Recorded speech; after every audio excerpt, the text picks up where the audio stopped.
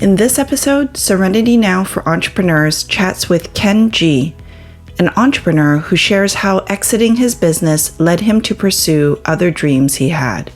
You know, after a number of years, was not a young man anymore, and it definitely started to take its toll on my body. And I thought, you know what? I've just become an empty nester. Nobody at home anymore. I need to go do something that's for me. Candice describes a loop that business owners may get caught in.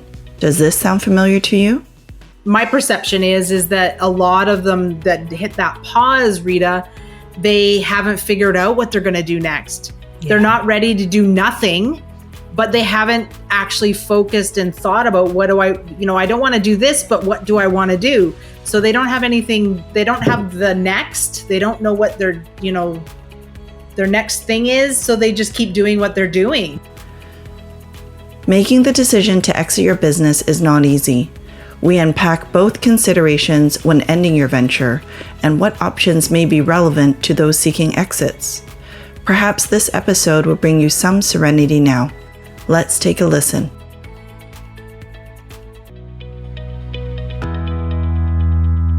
Welcome to this episode of Serenity Now for Entrepreneurs.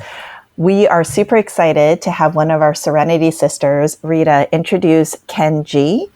Ken was an entrepreneur. I always want to say once an entrepreneur, always an entrepreneur. And so we'll hear from him about his story there. But he also then became an amazing horse race announcer. And so how did that transition happen? I'm super curious. And then now he's the member relations team member at the Edmonton Chamber of Commerce. So welcome, Ken, to the podcast. Thanks so much, Serenity Sisters. Tell our listeners a little bit more about yourself. I think your story is just fascinating. So take a few minutes and do that. Well, you know, they call me an entrepreneur. Sometimes they call me a serial entrepreneur, but they oftentimes call me other things that we can't repeat here. But just to give you an idea of my background, I think I've always been an entrepreneur at heart, and it always was instilled for me as a child because I'm the youngest child of an immigrant family. And so I grew up with that immigrant work ethic, fourth generation Canadian, and we were just taught always to work until it was done, right? There was never any stopping, never any moaning about the job at hand. It just needed to be done. So I learned at a very young age that if I wanted something, I needed to do it. There was no question about it. And I knew it very early on that as a child, I was actually very, good at public speaking. So I embarked on a career as a broadcaster for many years, went to school for that, was a radio, TV news reporter, and totally related field, ended up being in corporate sales, where I actually, believe it or not, learned to leverage a lot of those skills that I had as a news reporter to get into corporate sales. And an even longer story is that I had the opportunity to open my own business. So for 16 years, I owned and operated my own commercial moving and logistics company here in town. So the journey from starting out pursuing a career and thinking that was the dream, which it was, ended up being a journey as an entrepreneur. And then as the situation changed in my life and I became an empty nester, it always went back to what was important to me and what did I want to do with my life. And that was getting back to what my first love was being in broadcasting, and thus going back and becoming a horse racing announcer, which, believe it or not, is my dream job. That is what I had always dreamed of doing as a kid. So I'm pretty proud of that. It's never too late to start that career. And I did. I'm still doing it, and I love it. And now working with the Edmonton Chamber of Commerce and member relations, having a great time leveraging those skills and sharing some of the experience that I've had as an entrepreneur with our new members. Thank you so much, Ken. Wow. You know, the other day I was asked to give some advice to listeners on another podcast, and I said, go find your happy, no matter what it takes, and also give yourself permission to go find your happy. It sounds like, Ken, you found your happy several times. So that's amazing. I've been blessed so many times. And, life is very short, as I've learned. So if you're not pursuing a dream and you don't have a dream, you need to get one, because why else are you doing what you're doing? Yeah, no, destination, find your happy. I totally agree on that. So Ken, let's jump in a little bit more and learn about this business. So you did your first happy, jumped into your second corporate sales happy, and then set up a business. So tell us a little bit more about the business you set up and ran for 16 years. So I was working for other people at the time, working in corporate sales, working very successfully at it. But, things happen, and the employer decided they were going to close the doors on our business, of which I had spent 5 years building a nice territory for them, and came into work on a Monday morning, family day here in Alberta, handed a pink slip and told, we're closing the branch down next week. So here I am with a wife and young kids and having to have a mortgage payment come out in a couple of weeks, thinking to myself, panic mode, what am I going to do? Now, fortunately, here's the thing. For a while before that, I had written a business plan. I was ready to go it on my own, but was just too scared to. So, I had that business plan in my back pocket until my back was against the wall and I was forced to. That's when I pulled the business plan out, dusted it off, and said, you know what? Monday, I've been told I've got no job. Friday, we're going to be done. I need to do something.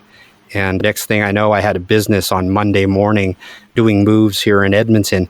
Had no crew, had no trucks, had no equipment, had 48 hours to figure out how I was going to get 30 men together, 30 movers together, and 4 trucks and a load of moving equipment to get 2 major businesses moved in town.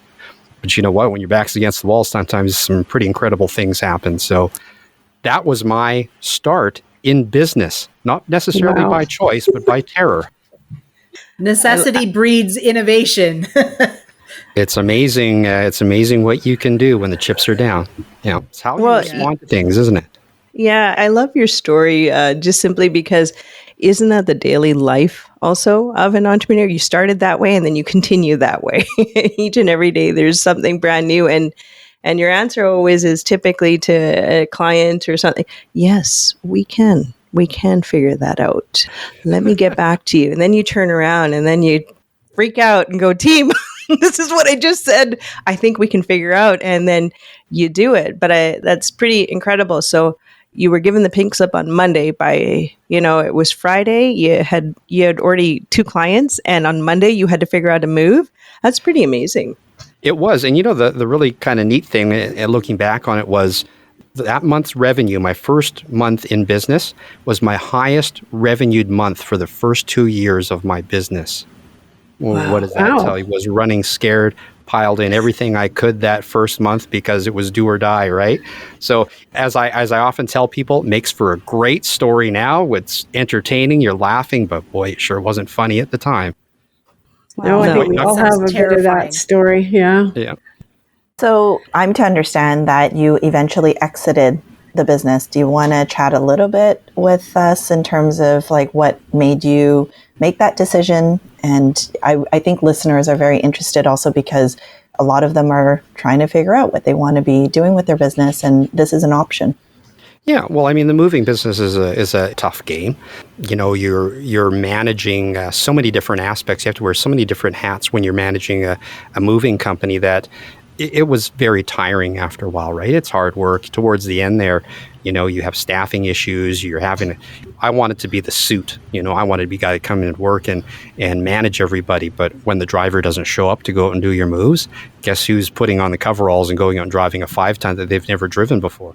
So that was out of necessity. And, after a number of years, was not a young man anymore. And it definitely started to take its toll on my body. And I thought, you know what? I've just become an empty nester. Nobody at home anymore. I need to go do something that's for me. And that's why, we talk about, or I talk oftentimes with people about what's your dream? Why are you doing what you're doing? Right. And I quickly came to a realization, had this epiphany that life is short. I need to go back and do something that is not just because I'm paying the bills. It was great business at the time, and I'm really thankful that I had the business to provide for my family. But it was time to exit and look for something to do that I wanted to do, and that was getting back to my roots. Now, horse racing has always been a first love of mine ever since I was a little kid. And the first time I went to a racetrack, I loved racing and had always been a racing fan. And I actually always dreamed about calling horse races. So why not give it a shot, right? Exit the business. Why not try for a job in horse racing? And sure enough, I got the job. Wow. Isn't it great when your passion becomes your job? I mean, that's the way it should be, but it doesn't always work like that. I was just going to say, sometimes it's a cliche. We talk about what's your dream job? Would you do it if you didn't get paid for it? I hope my boss isn't listening to this, but I would do it. It's so much fun. It's such a rush to call horse races. That's awesome. So taking you back a step to the exit, I personally have tried to exit my business twice. once I sold to Deloitte. Prior to that, I tried to get my nephew to take it over, and I'm sitting in it again and probably have to have another plan. Don't know what that's going to look like. So, we've all gone through, I think most of us here have had some sort of experience, either directly or indirectly, with exits, and they all take on different forms, but largely there's a huge emotional toll. Getting rid of your baby. In your case, maybe it was a happy ending. But what was your experience like? How did it exit? How did you exit, and how did you manage through that? It's a tough go.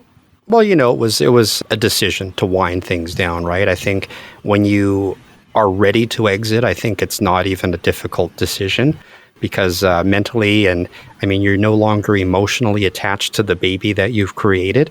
So I think when you're ready to exit, it's the decision is pretty easy.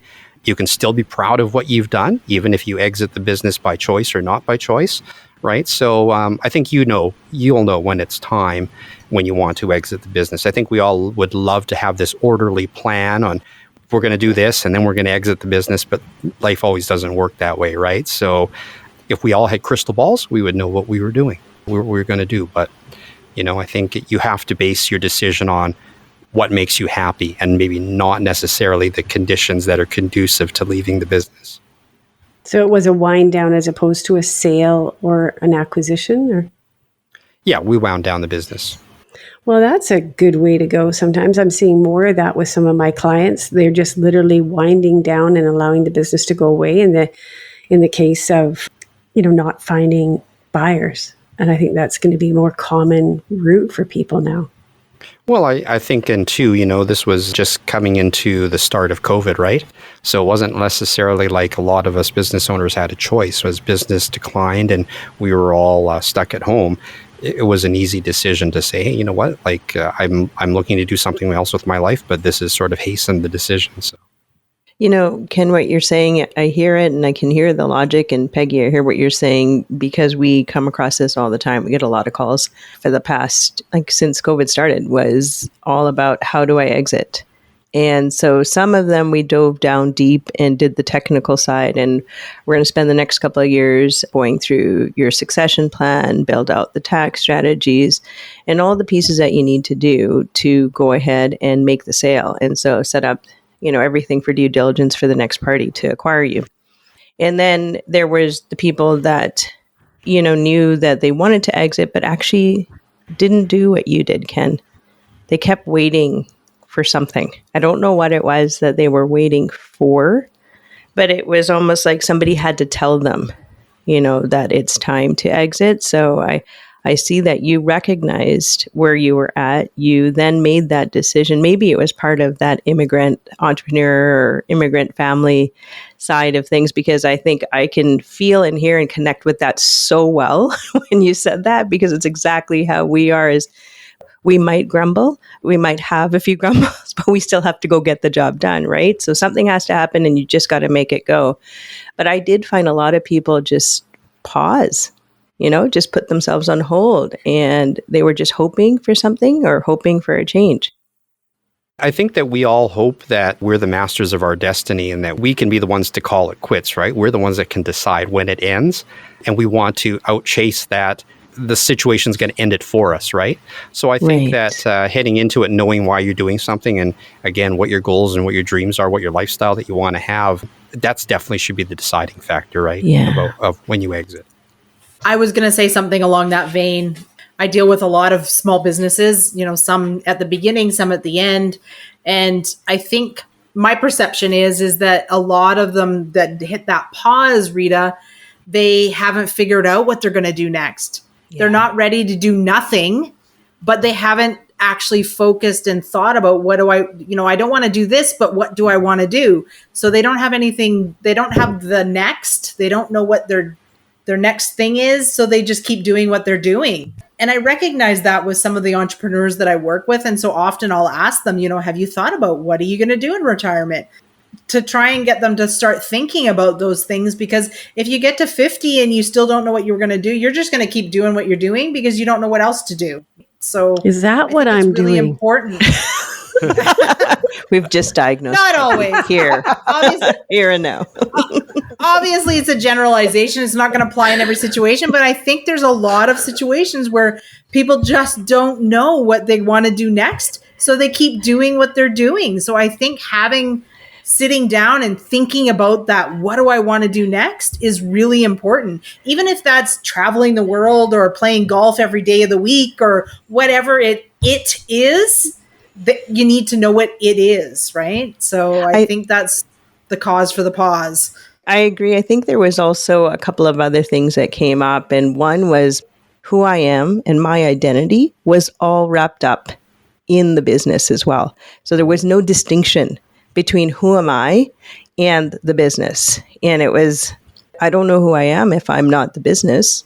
So how could I possibly, and then the second part again is what you said, is there was no other goal or a dream or, vision, and or never were given permission because I've been doing this for so long. So taking that pause perhaps was for some of those reasons. Yeah, I often, as I get older and I meet people that are winding down and talking about, I don't know what I would do. I don't know what I'm going to do. I can't relate. I have so many things that I want to do on my list.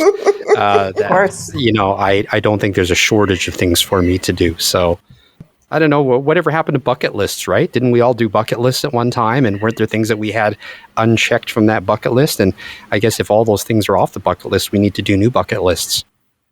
Absolutely. Good point. I love that, Ken. Yeah, no, I think that each of us, even though we may be running 1, 2, or 3 different businesses, have still way more things that we have on the list that we'd like to continue doing or maybe spend a bit more time in. Absolutely. I do find, something, Rita, you've said from the start of this podcast is, what is the final goal that you have? What is that you need to have in mind when you're an entrepreneur? And I think on a day-to-day basis, as you're running your business, you don't remember what that is. You're just like, I just need to get through today. And I think for you, Ken, you knew where your passion was. You know exactly what it is that you want to do. And so when you get to a stage in your business where you're like, okay, this isn't the dream that I thought it would be, or I really feel like I'm ready now for a new adventure, you're able to then progress into that next thing. And also working now at the Chamber and being able to help other entrepreneurs who may be struggling with some of the challenges that you had as you went through it as an entrepreneur, I think is also such a great way to exit entrepreneurship and be able to share those learnings with those who really could use somebody like an empathetic ear to listen to some of their woes. I think it's really important. Yeah, I think that, it's fun to be able to share experiences, but really I have been blessed to be in the position that I have been because I get to hear from people every day. I get to hear the emotion from them about, this is what we want to do with our business and we want to ask your help. But if I can be this, I wouldn't say sympathetic, the empathetic ear, right? And be able to let people know that, hey, you're not the first one who's ever felt this way trying to be an entrepreneur and been scared to death trying to get your business going and knowing that you got to pay bills at the end of the week. I feel very fortunate that people would want to share their feelings about that with me and let me know the journey that they're on. And in some little way, if I can be the ear and wow, if I was ever able to give them some advice that would help them, that would make my day. It's a lot of fun. I really enjoy hearing the stories from people, entrepreneurs from all levels of business, from mom and pop businesses all the way to the corporate folks. Yeah, absolutely. Well, this takes us to our quick fire.